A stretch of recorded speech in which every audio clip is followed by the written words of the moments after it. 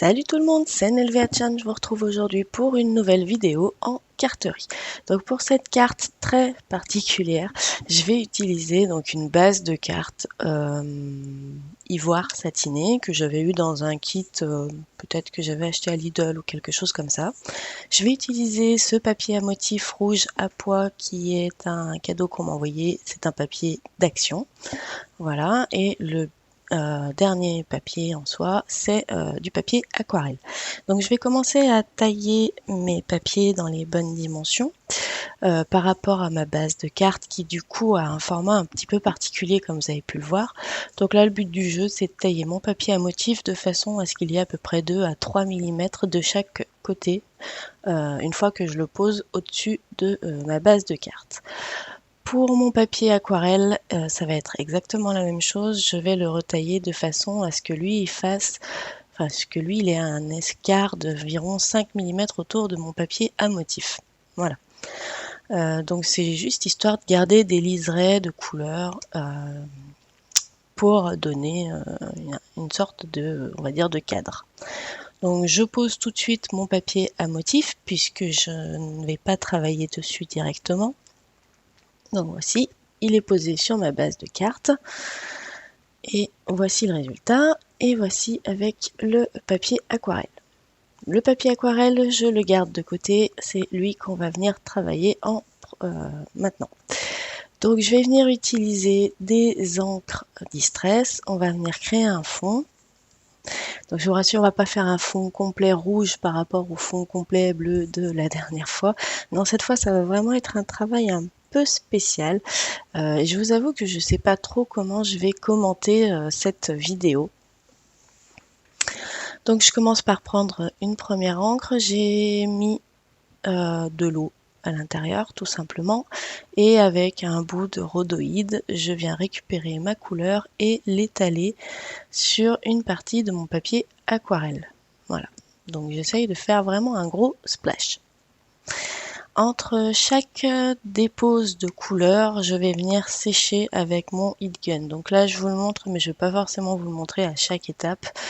Et voilà, donc là, en fait, j'ai pris la deuxième couleur qui, contrairement à ce que je pensais, est extrêmement transparente. Et donc, du coup, c'est un rouge très différent, mais beaucoup moins prononcé que le premier.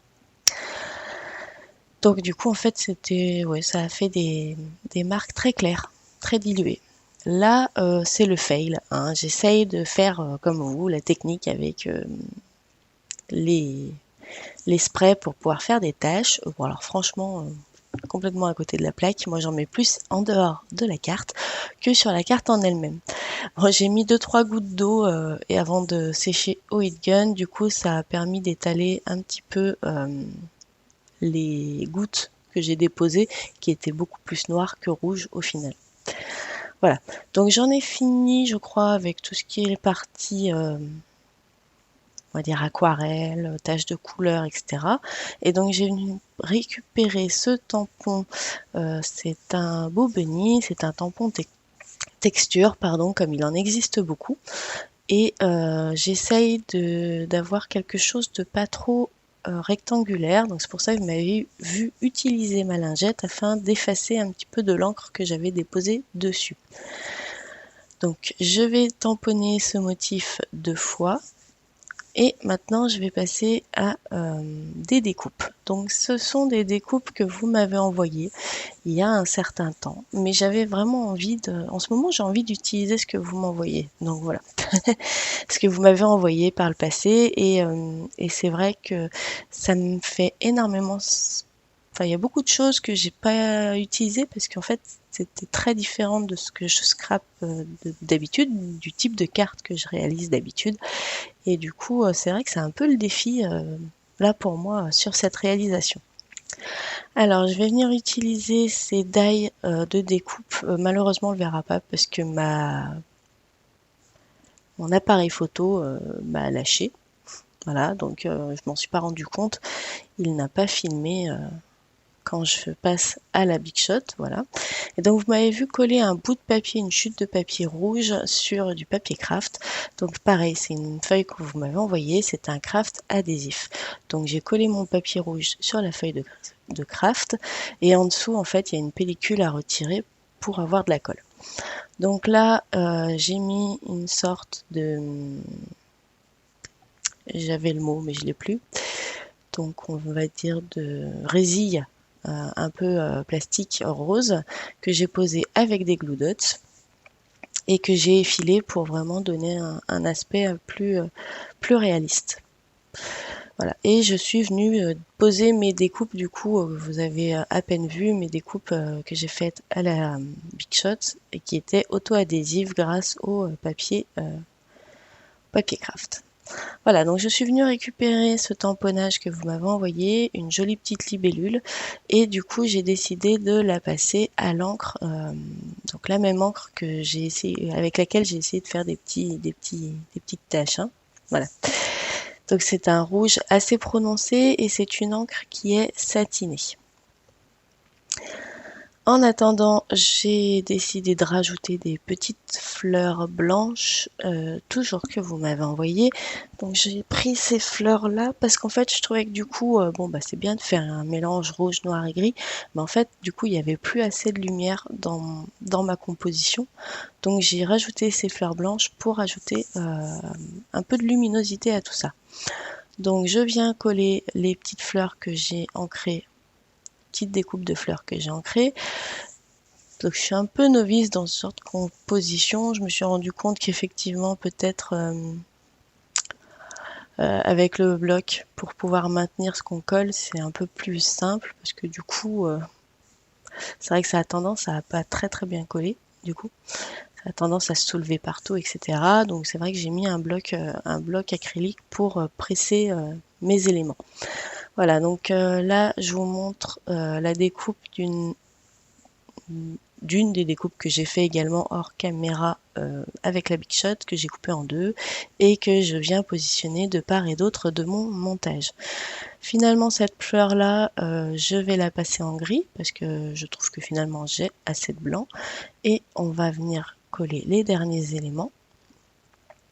Donc à même le papier, hein. Pour le moment il n'y a pas de volume à part la résille qui